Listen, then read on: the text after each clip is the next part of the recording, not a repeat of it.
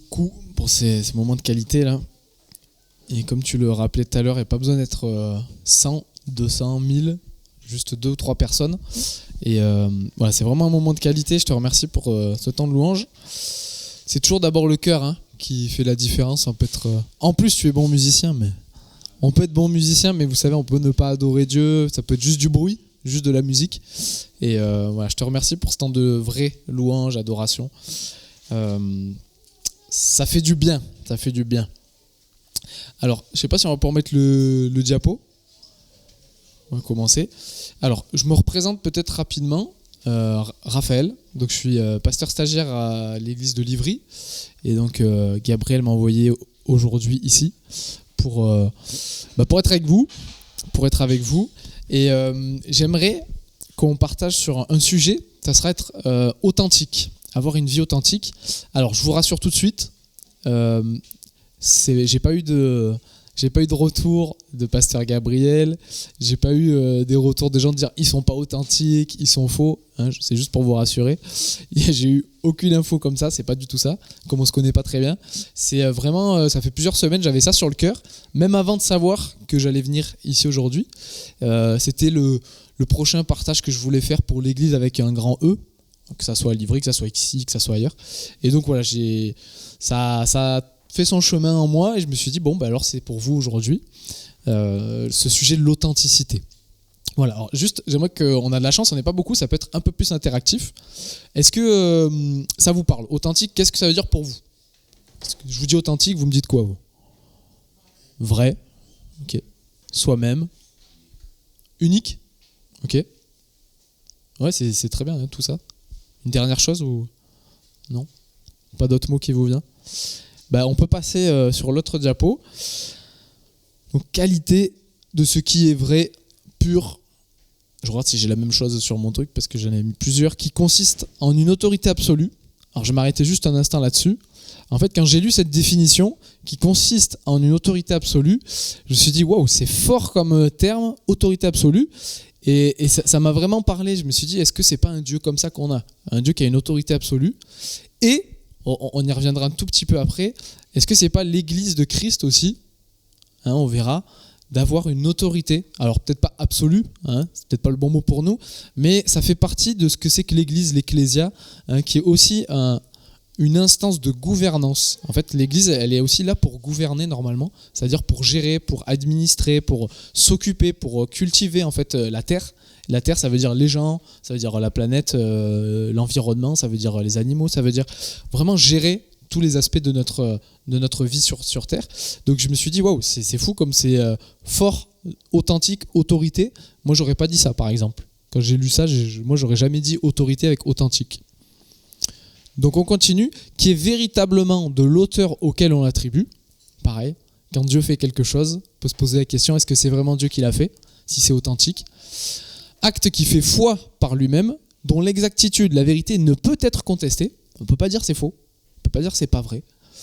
Et j'ai mis quelques synonymes, donc avéré, établi, exact, inattaquable, incontestable, réel, textuel, vrai.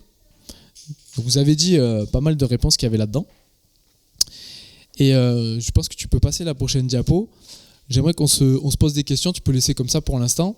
C'est vrai que souvent, je ne sais pas vous, mais on nous dit ou on se dit de venir devant Dieu tel que nous sommes. Je ne sais pas si ça parle à quelqu'un, oui. Voilà. Moi, j'ai beaucoup entendu ça, j'ai vécu ça aussi, mais c'est pas si simple. C'est-à-dire qu'on peut dire ça, dire oui, il faut venir de manière authentique, donc comme on est, mais c'est pas si simple de le faire. Et c'est le petit point d'aujourd'hui, plus particulièrement quand on a déjà connu Jésus. Parce que moi, je prends mon expérience personnelle, là je ne dis pas que c'est tout le monde pareil, mais rappelez-vous peut-être, si vous connaissez Jésus déjà, la première fois que vous avez fait une vraie démarche de foi envers lui, en général, on est authentique, on ne peut pas être autrement. C'est trop fort. L'amour qu'on reçoit, qu'on ressent, la situation dans laquelle on se trouve, on se rend compte, moi c'était mon cas en tout cas, qui est Dieu d'un coup, qui on est nous, et le gouffre qu'il y a, la séparation, de dire mais c'est pas possible en fait, je ne peux pas répondre aux attentes de Dieu, c'est impossible. Je ne peux pas être pur, je ne peux pas être bon, je ne peux pas être juste, etc., etc. Et là, en général, on est authentique quand on fait cette rencontre profonde dans son cœur. Mais c'est plus difficile, je trouve, hein, moi le premier, puisque bon, c'est le thème authentique, donc je vais essayer d'être authentique. Hein. Moi le premier, c'est difficile quand je connais Dieu depuis plusieurs années, quand je marche avec lui, que je suis censé être meilleur, je suis censé avoir fait des progrès. Et c'est une bonne chose, et c'est normal. C'est normal, on est censé faire des progrès. Mais quand je retombe dans certains travers, quand je refais certains péchés, que je dis mais non, c'est pas possible. Comment ça se fait que je pêche encore comme ça ? Et là, c'est difficile, je trouve, d'une part, tout seul, devant Dieu, de dire, bah ouais, en fait, d'être authentique, de dire, bah en fait, non, je suis complètement dépendant de toi. Parce que parfois, on a le piège de, ça y est, moi, j'ai besoin de Dieu, oui, mais moi, ça va. Et en fait, de revenir régulièrement de, non, moi, tout seul, c'est pas possible. En fait, ça marche pas. Quand bien même j'ai fait du chemin, quand bien même j'ai vécu des expériences fortes avec Dieu, et par rapport aux autres, encore plus dur. Où on est censé, alors en plus ceux qui ont un micro, peu importe comment on prêche, la responsabilité qu'on a dans une église locale, alors là c'est difficile de dire bah ouais moi aussi je pêche encore, bah ouais moi aussi des fois j'écoute pas Dieu, des fois aussi je suis orgueilleux. Je trouve que c'est encore plus dur d'être vrai, de dire bah non mais j'ai les mêmes soucis que toi en fait, et pourtant je suis responsable, et pourtant je suis ceci, et pourtant je fais cela. Je trouve que c'est voilà, être authentique ça devient humainement de plus en plus difficile. Je trouve que c'est un processus, on doit toujours revenir régulièrement. On verra un peu, j'ai mis plusieurs points avec le comment. Là, on se pose des questions. On va se demander maintenant pourquoi c'est très important. Et on verra un petit peu tout à l'heure quelques clés qui sont dans la Bible. Hein. Comment on peut s'aider à le faire et à rester authentique. Mais voilà, moi, je ne sais pas vous, je vous laisse cheminer à l'intérieur. Mais je trouve que c'est difficile de manière générale et encore plus quand on avance, qu'on grandit dans la foi avec Dieu et dans l'Église en général. Tu peux avancer. Pourquoi c'est difficile ? Pourquoi il faut être authentique ?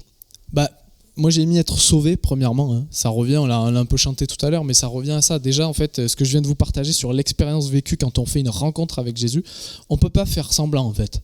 On n'est pas sauvé en faisant semblant. On n'est pas sauvé de l'extérieur. C'est dans notre être au plus profond. Et moi j'aime beaucoup ce passage de la Bible qui nous dit très clairement, si nous disons que nous n'avons pas de péché, nous nous trompons nous-mêmes. C'est ce que je disais en fait, c'est pas possible. La vérité n'est pas en nous. Mais si nous reconnaissons nos péchés, il est fidèle et juste pour nous les pardonner et pour nous purifier de tout mal. Alors ça s'applique pas que au salut, hein, ça s'applique aussi au reste, mais premièrement, voilà, reconnaître nos péchés. Et c'est ça être vrai, c'est ça être authentique, c'est reconnaître ses péchés, c'est pas les cacher. Et moi j'aime bien dire souvent, quel intérêt en plus de faire semblant ? Comme si Dieu ne savait pas. Dieu sait tout. Donc des fois on voudrait cacher, on voudrait pas trop lui dire, mais en fait il le sait. Donc en fait il n'y a aucun intérêt à cacher, aucun intérêt à ne pas dire. Pour le coup c'est de la bêtise, c'est même de la bêtise de penser comme ça.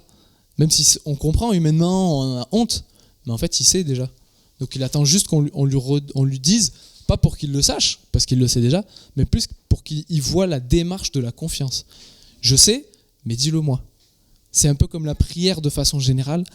Dieu sait nos besoins, Dieu peut y répondre. Est-ce qu'il a besoin vraiment qu'on dise une parole pour agir ? Non. Mais par contre, lui, qu'est-ce qu'il veut cultiver d'abord ? Cette relation avec nous. De dire, mais dis-moi tes besoins. Moi, je veux être là pour toi. C'est avant tout ça. Parce que sinon, il n'a même pas besoin, il sait d'avance, il peut répondre d'avance. Il est capable. Mais il veut qu'on soit d'une dans une relation et de deux qu'on soit responsable dans une dynamique où on est acteur de notre vie et pas un Dieu, vous savez, un Dieu mystique ou fataliste où c'est comme ça.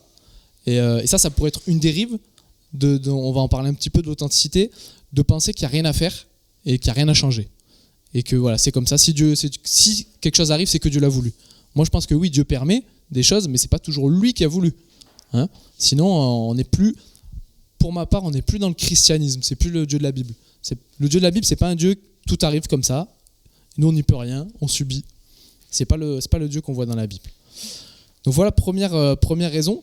Tu peux avancer encore un petit peu, enfin juste celui d'après. Moi je dis c'est pas si simple et il faut accepter. Ouais, tu peux laisser. Pourquoi c'est important et c'est difficile ? C'est dur d'accepter d'être vulnérable. Et comme je le disais, surtout devant les autres. Parce que voilà, on peut, à la limite, devant soi-même, en face à face, dans le miroir ou devant Dieu, dire bah ouais, j'ai besoin de toi, je suis rien, je suis incapable. Le dire devant les autres, c'est dur, hein. Et comme je vous dis, si en plus les gens vous connaissent comme quelqu'un, mais toi t'as la foi, toi tu connais Jésus, toi tu crois en Dieu, toi. C'est dur d'entendre ça de quelqu'un parce qu'on se dit, mais en plus on a des faux raisonnements. Parfois on se dit, mais si je dis ça, peut-être que du coup il va se dire que Dieu n'existe pas vraiment, que la foi en fait, ma foi elle est pas bonne. Des fois on a des faux raisonnements. On se dit, mais peut-être que ce que je vais dire là, ça va décourager l'autre. Moi je pense pas, mais on peut avoir ce raisonnement-là. Et accepter que oui on est imparfait, que oui on est déçu parfois, et que oui on est frustré. Et je pense, alors on n'est pas là pour faire un cours de psychologie, mais je pense que c'est important de se poser la question. Il y a des choses à accepter en fait, que on va tendre à devenir parfait comme Dieu veut qu'on soit parfait, ça c'est vrai. Mais il faut accepter qu'on ne l'est pas encore. C'est toute la nuance et c'est tout l'équilibre à trouver et qui est difficile. Hein. C'est difficile de trouver cet équilibre. Mais je pense que voilà, c'est important de se mettre devant Dieu et de dire voilà, clairement où j'en suis là, qu'est-ce qui se passe, oui je suis imparfait, etc. etc. Est-ce que tu peux mettre la prochaine diapo s'il te plaît ? Et moi je trouve que pourquoi c'est bien d'être authentique aussi, parce que on n'est plus sur nous. 2 Corinthiens 12 verset 10, l'apôtre Paul qui nous dit quand je suis faible, c'est alors que je suis fort. Donc être authentique, c'est être vulnérable, comme on l'a dit. Donc c'est en fait montrer Dieu. Quand on est authentique, moi je crois que plus on est authentique, plus on montre Dieu. Plus on montre ce que Dieu fait, et plus moi. Oui, mais moi j'ai fait ci, mais moi j'ai prié, mais moi je me suis consacré, j'ai pris du temps. Oui, bien sûr, bien sûr. Mais quand je dis, mais malgré tout ça, je suis incapable, c'est Dieu qui est glorifié en fait, c'est Dieu qui est mis en avant. Moi, c'est vraiment c'est ma conviction sur ce mot de l'authenticité. On ne le retrouve pas forcément comme ça dans la Bible, mais c'est vraiment vous savez, il y a des thèmes parfois, il y a des mots qui vous sortent quand vous lisez la Bible, quand vous cheminez avec Dieu. Moi, c'est ce mot qui me dit, mais voilà, je crois que Dieu veut qu'on soit authentique. C'est pas marqué textuellement dans la Bible, mais c'est comme si c'est ressorti de ce que je lis, de ce que je vis. Et donc, quand je creuse la parole, je dis oui, je crois que ce thème-là, cette approche-là, elle est biblique. Et donc voilà, j'aime beaucoup ce passage parce que pourtant, pareil, on pourrait se dire apôtre Paul. Quand on lit son histoire, c'était un érudit, quelqu'un qui connaissait très très bien la loi de Dieu, qui est transformé, qui fait une rencontre personnelle avec Jésus, qui après va évangéliser des villes, des régions, des pays. Et bien même lui dit ça. Donc même lui est capable en fait de dire non, je suis vulnérable. Et je crois que c'est important d'avoir ces exemples-là. Moi, c'est un des points très importants que je trouve dans la Bible, c'est qu'il n'y a pas de fausses histoires avec tout est parfait. Vous savez, à chaque fois que vous lisez l'histoire d'un personnage, de quelqu'un qui a vécu dans la Bible, il y a toujours ses défauts, il y a toujours ses erreurs. Vous pouvez lire David, un homme selon le cœur de Dieu. C'est incroyable.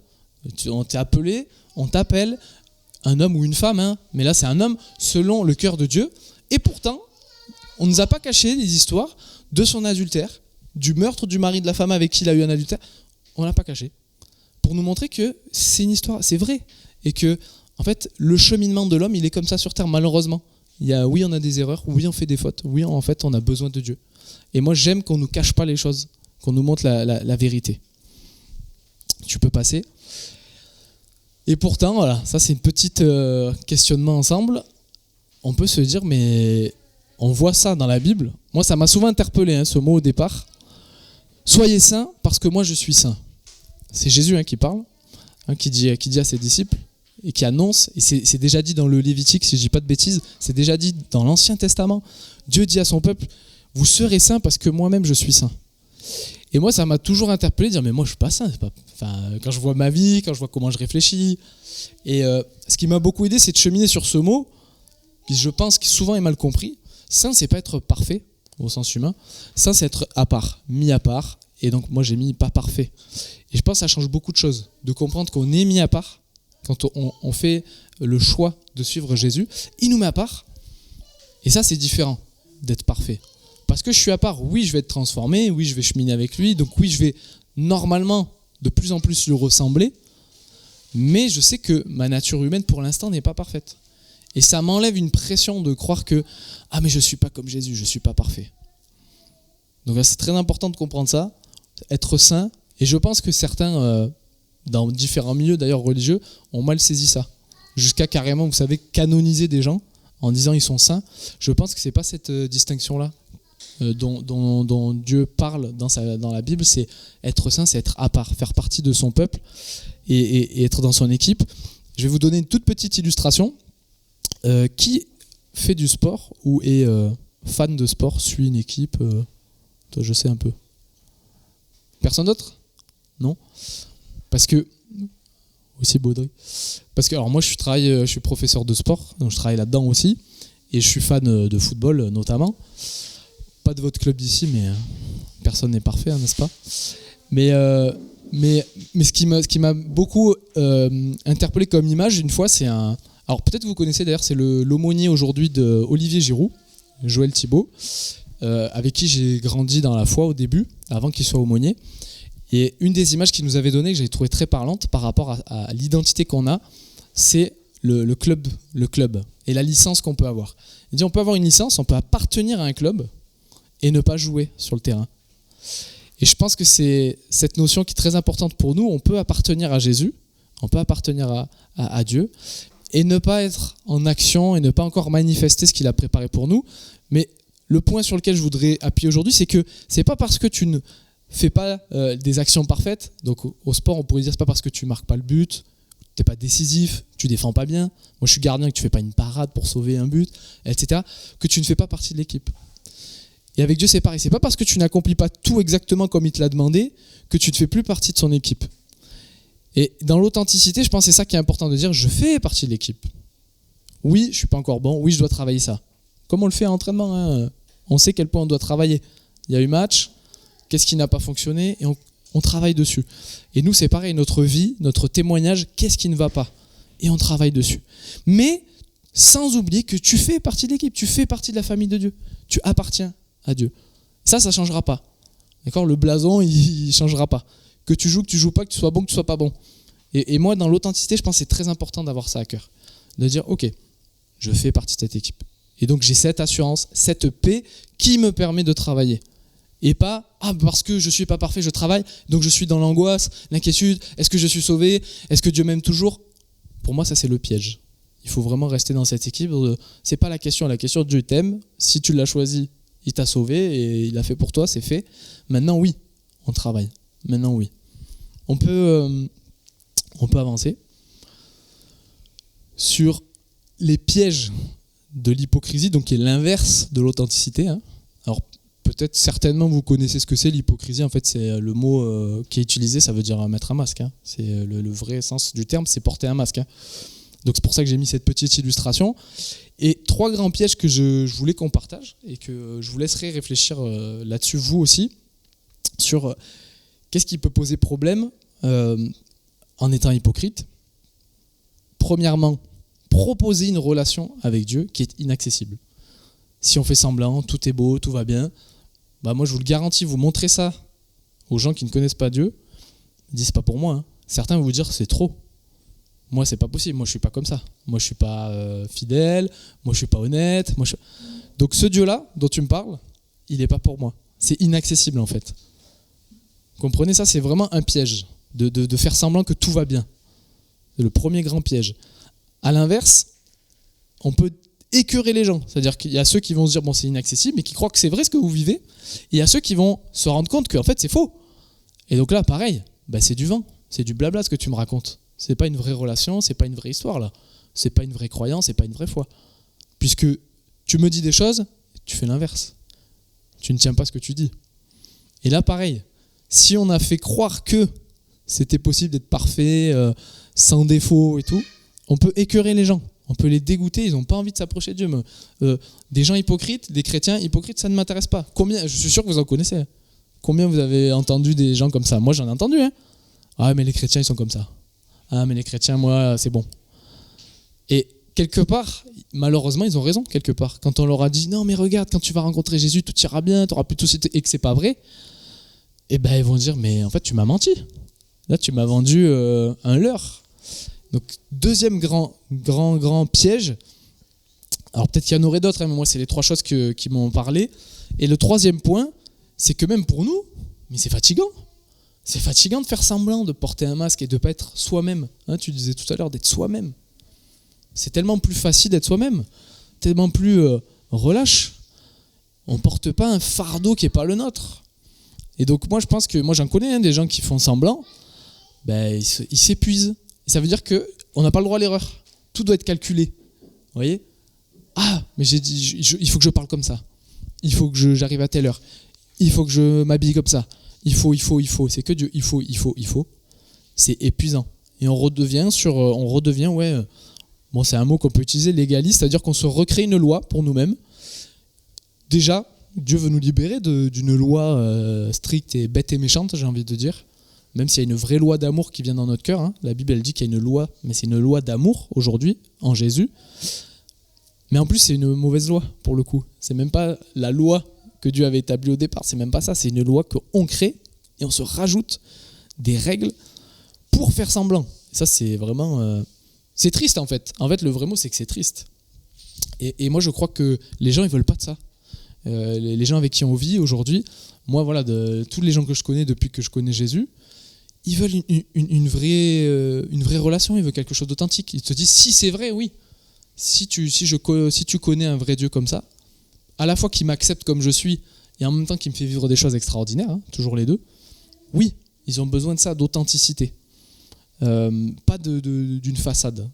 Et je crois de moins en moins, je ne sais pas ce que vous en pensez, mais notre société de moins en moins. On revient. Alors oui, il y a le faste de l'image, on fait tout paraître sur les réseaux, mais quand vous creusez avec les gens, en réalité, beaucoup, même s'ils le subissent, ça les fatigue, ils ne veulent pas de ça en fait. Ils veulent pas forcément de ça. Donc ils veulent quelque chose de possible. Alors, je mettrai une limite à ça quand même, ce que je vous ai dit, d'être vrai, d'être authentique, de ne pas faire semblant. La limite, ça serait de se contenter d'être comme on est et de ne pas faire de progrès. Et de ne pas continuer à cheminer, de se laisser transformer avec le Saint-Esprit. Ça serait de dire, bon ben Dieu m'aime comme je suis comme ça, et c'est fini quoi, et je m'arrête là. Et non, Dieu veut qu'on revête son caractère, qu'on porte le fruit de l'esprit. L'amour, la joie, la paix, la patience, la bonté, la bienveillance, la maîtrise de soi, la fidélité, la douceur. Il veut qu'on revête ça petit à petit, que ça se développe en nous. Donc si on dit juste, non moi je suis comme ça, et peut-être vous en connaissez, moi j'en connais plein des gens comme ça. Ah mais moi je suis comme ça. Il s'énerve, il t'insulte, ouais mais moi je suis comme ça. Ouais mais non, non. Tu peux dire ok, t'as un caractère de base impulsif, mais apprendre à ne pas insulter, ne plus insulter. Moi je suis, alors peut-être que ça se voit pas aujourd'hui et pas comme ça dépend des contextes. En réalité de base je suis sanguin. Ça veut dire que je suis très calme, mais je peux éclater sur de l'injustice, des choses qui me dépassent, que j'aime pas, qui m'énervent petit à petit. Je peux vraiment éclater.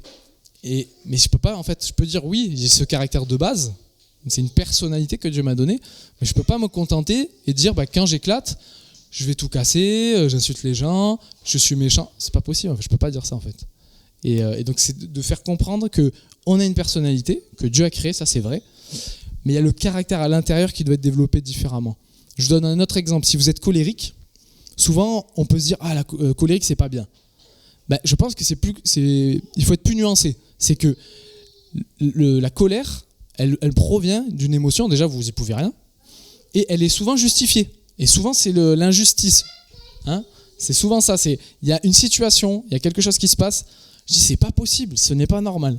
Mais maintenant, soit j'utilise la colère pour tout casser, soit j'utilise la colère mais pour me battre contre l'injustice.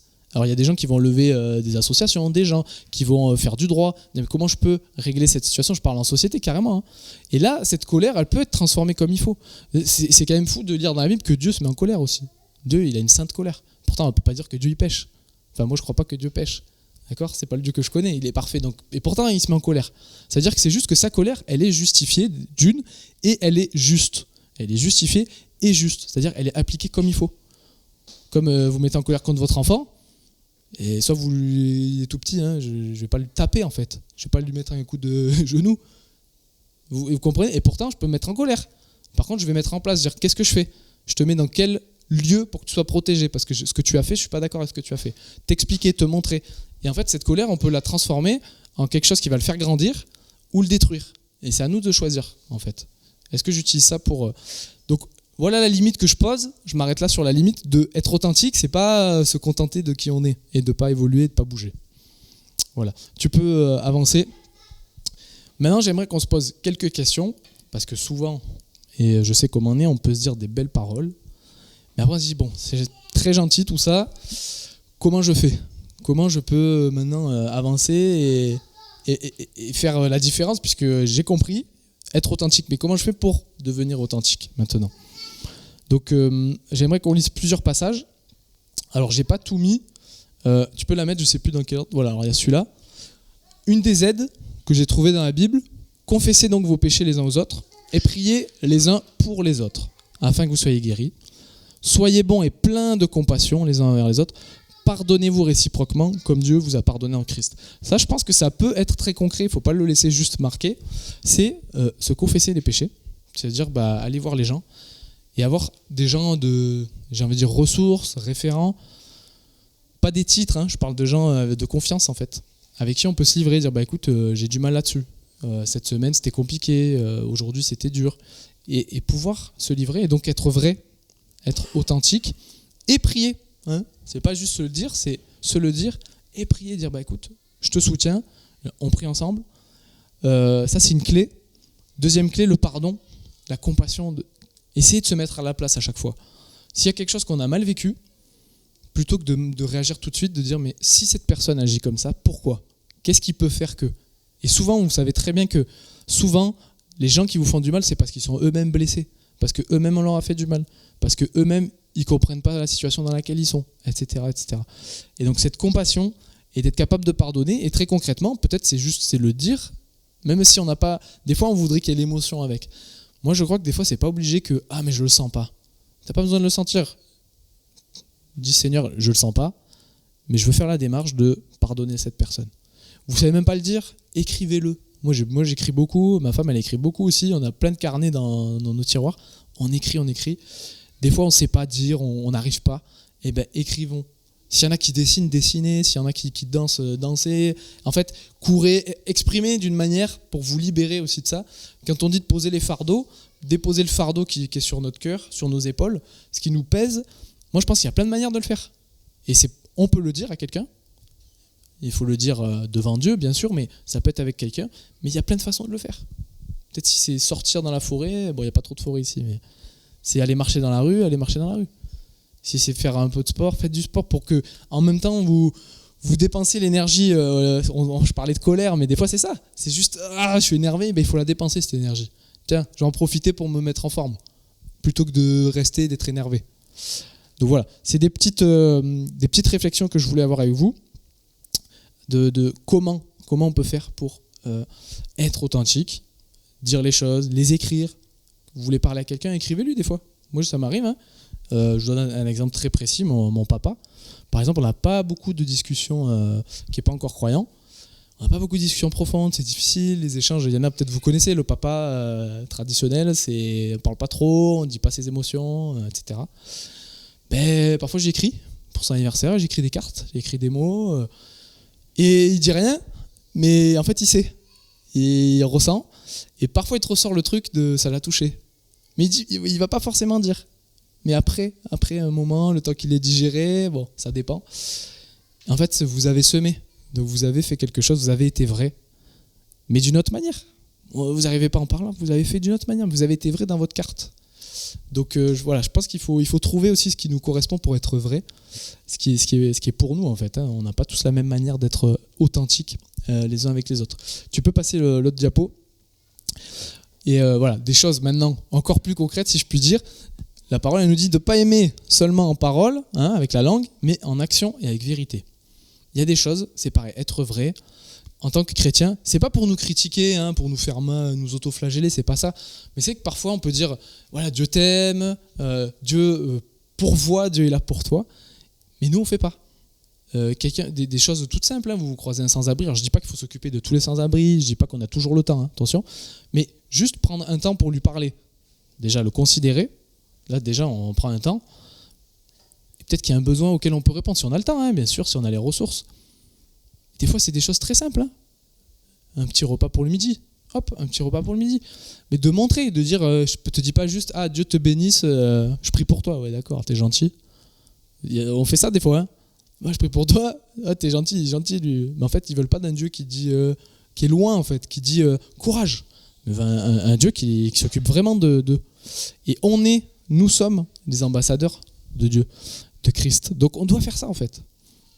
Mais ça doit devenir naturel. Quand je vous dis ça, il ne faut pas que ça soit une bonne action. Genre, ah oui, c'est bien de faire ça, je vais le faire.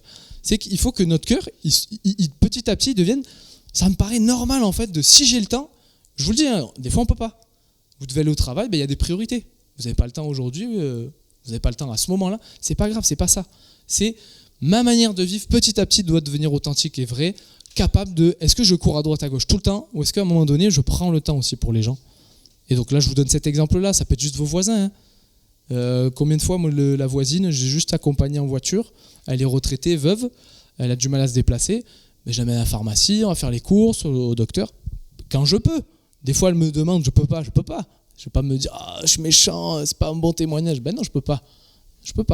Mais quand je peux, je le fais. Vous voyez, en fait, c'est juste de mettre les actes sur nos paroles, sur notre conviction, sur notre foi.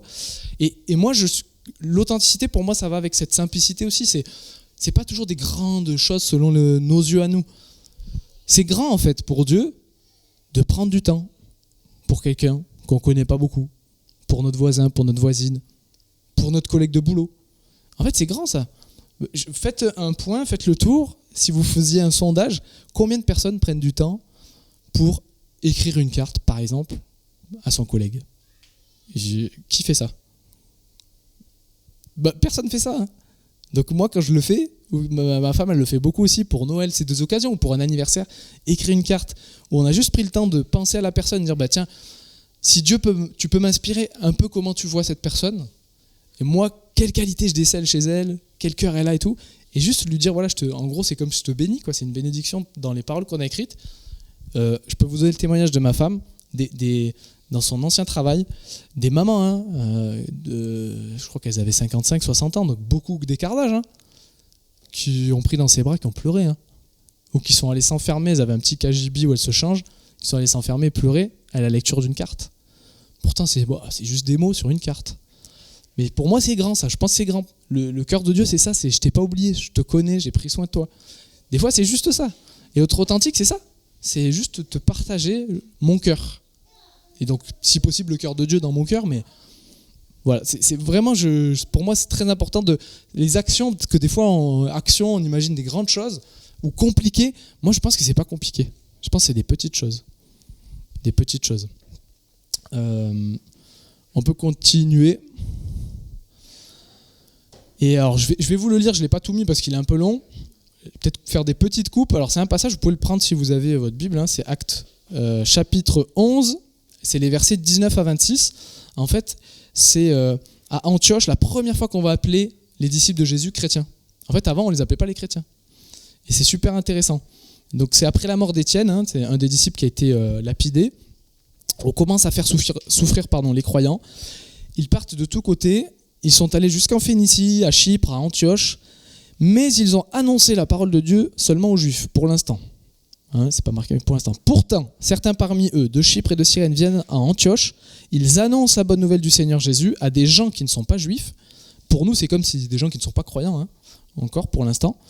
La puissance du Seigneur est avec eux. C'est pourquoi beaucoup deviennent croyants et se tournent vers le Seigneur. Les membres de l'église de Jérusalem apprennent cela. Ils envoient alors Barnabas à Antioche. Barnabas arrive, il voit que Dieu montre son amour de 1000 manières aux croyants. Il en est très heureux.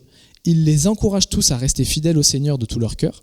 En effet, Barnabas est un homme bon, rempli d'Esprit Saint et de foi. Un grand nombre de personnes s'unissent ainsi au Seigneur. Ensuite, Barnabas part pour la ville de Tarse. Il va chercher Saul, ou Paul. Il le trouve et l'emmène à Antioche de Syrie. Tous les deux passent une année entière dans cette église. Ils enseignent beaucoup de monde.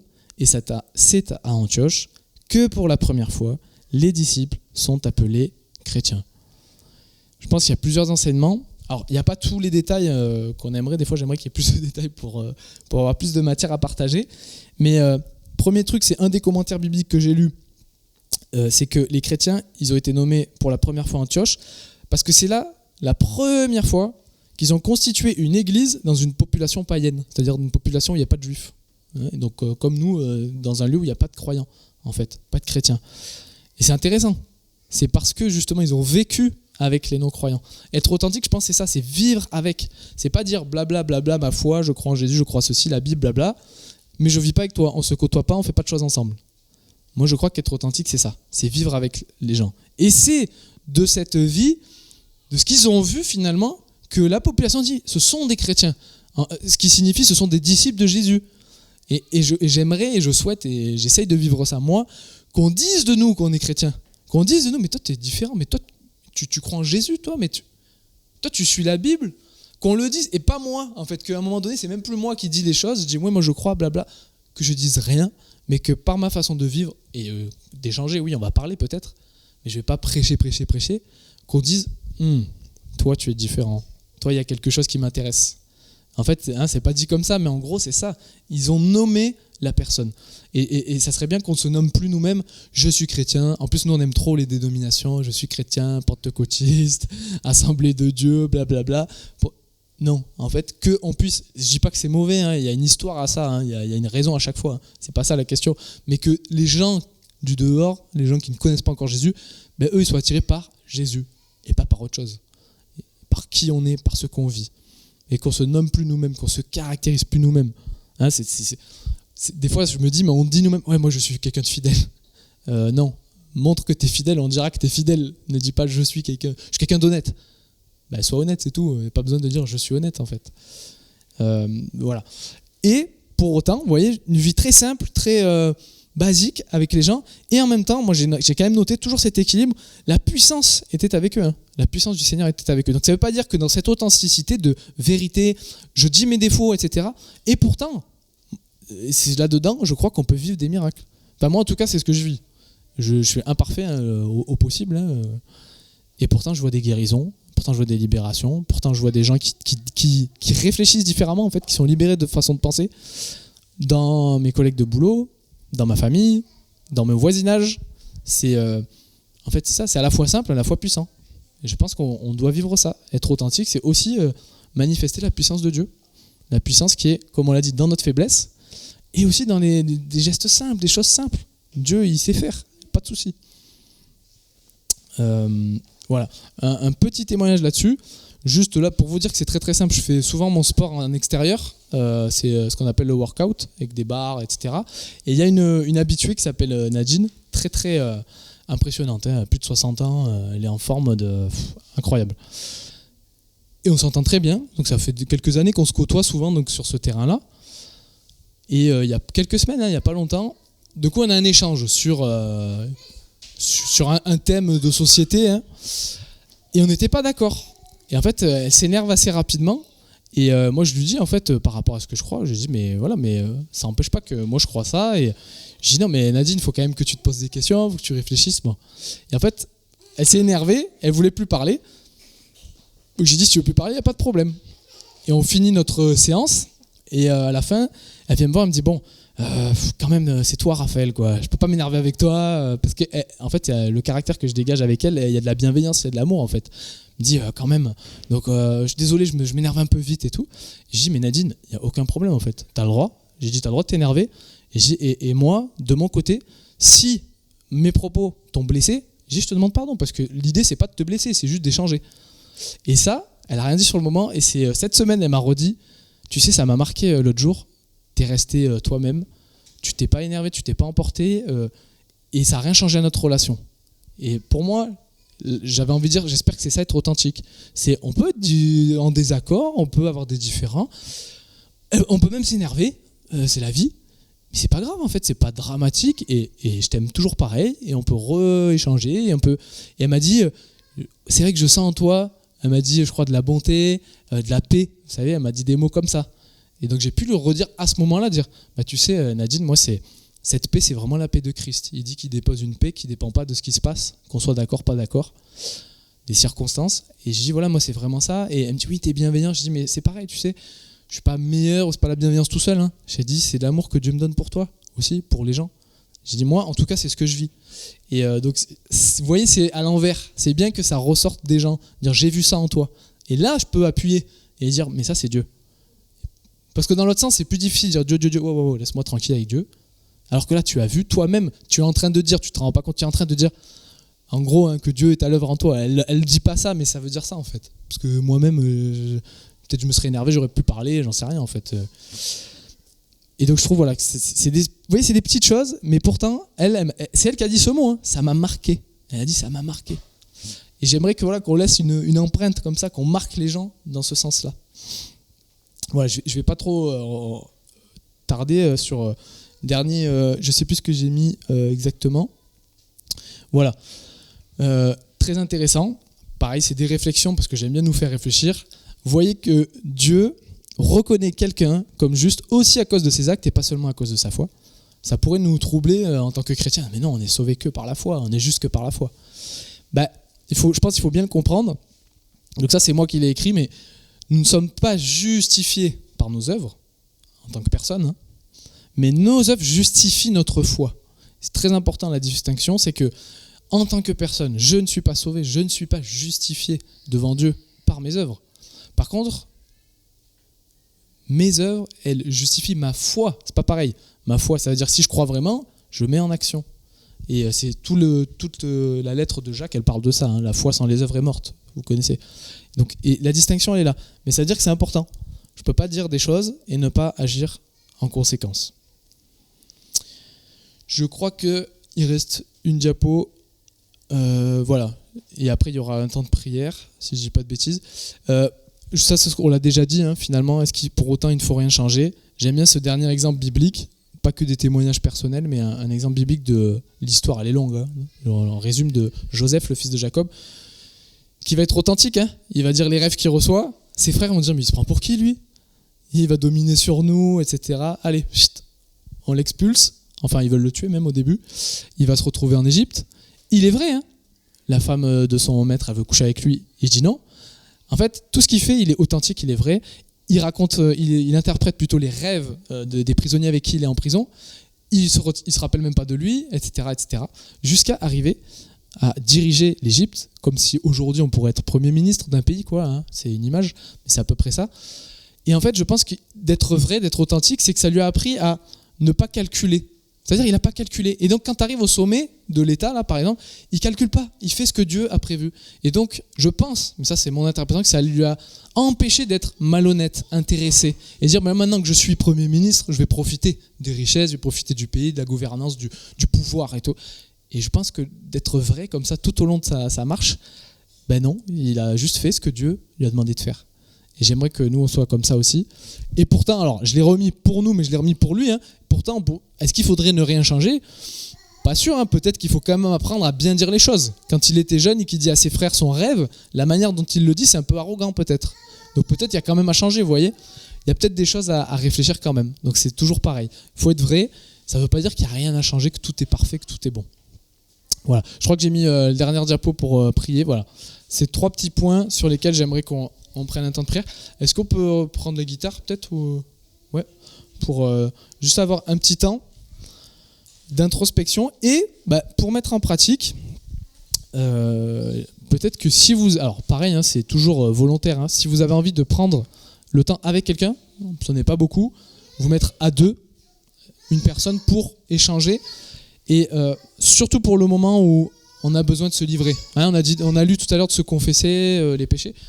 Ouais, disons juste, j'ai du mal avec ça en ce moment, je veux bien que tu pries pour ça, et de se libérer quand on le dit, ça nous libère de ça.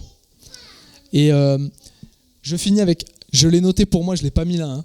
Je l'ai noté pour moi, c'est un passage qui m'a parlé sur un prérequis à notre prière pour être vrai et authentique. C'est dans l'Ecclésiaste au chapitre 5, peut-être que vous connaissez, c'est « Ne parle pas trop vite et ne te dépêche pas de faire des promesses à Dieu ». Et je pense que c'est ça aussi être authentique, c'est pas tout de suite, oui Seigneur, je vais tout faire pour toi, je vais tout donner. Je suis pas prêt encore, je suis pas capable. Tranquille, Dieu il sait. Hein. Donc étape par étape, nous n'allons pas faire des grandes promesses trop vite, etc. Il faut être vrai. Dire là, je suis pas prêt, je suis pas prête, pas encore, pas maintenant, ou pas comme ça, peut-être autrement. Et donc Ecclésiaste, ne te dépêche pas de faire des promesses à Dieu. Quand on a trop de soucis, quand on parle trop, on dit des bêtises. C'est Ecclésiaste qui dit ça.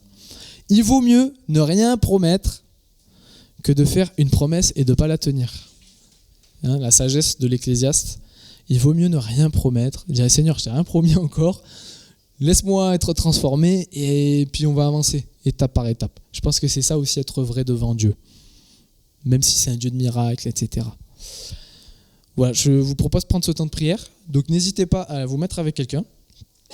Je vais juste faire lancer ce temps de prière par premièrement, Seigneur, merci pour qui tu es, parce que on a parlé d'authenticité. Je crois que c'est d'abord toi le Dieu authentique. C'est d'abord toi le Dieu qui est vrai. Et on peut attester de cette véracité dans notre cœur. Saint-Esprit, tu as déposé l'assurance qu'on était tes enfants, qu'on était sauvés. Et on veut te louer pour ça. Te dire merci parce que le premier authentique, c'est d'abord toi. Le vrai, l'unique, le véritable. Papa, on va prendre maintenant un temps aussi pour te demander pardon si on n'est pas vrai, que ça soit devant toi, que ça soit nous mentir à nous-mêmes, que ça soit devant les autres. Prendre ce temps pour confesser nos fautes. Et là, vous pouvez vraiment prendre ce temps et on terminera après par le troisième point de prière. Si vous voulez vous mettre avec quelqu'un, on a vraiment quelques minutes. N'hésitez pas à vous mettre avec quelqu'un. Je vais arrêter le micro, on va prier un avec l'autre. Papa, on veut te remercier pour ce moment d'authenticité, ce moment où on peut se livrer, où on peut partager, mais on veut aussi devant toi te dire on a besoin de toi, encore et encore et encore. Plus que jamais, Seigneur, on a besoin de toi. Je pense au temps qu'on vit, plus que jamais, on a besoin de toi, de cette assurance, de cette paix qui surpasse toute circonstance, toute intelligence même de notre pensée. Qu'elle soit déposée dans notre cœur. Continue de nous transformer, Saint-Esprit. On veut s'abandonner aussi dans cette démarche. Se laisser montrer, pointer nos défaillances, ce qu'on fait mal, ce qu'on ne fait pas et qu'on devrait faire, ce qu'on fait et qu'on ne devrait pas faire. Merci Saint-Esprit de montrer ces choses-là. Tu es celui qui convainc, tu es cet esprit qui convainc. Montre-nous.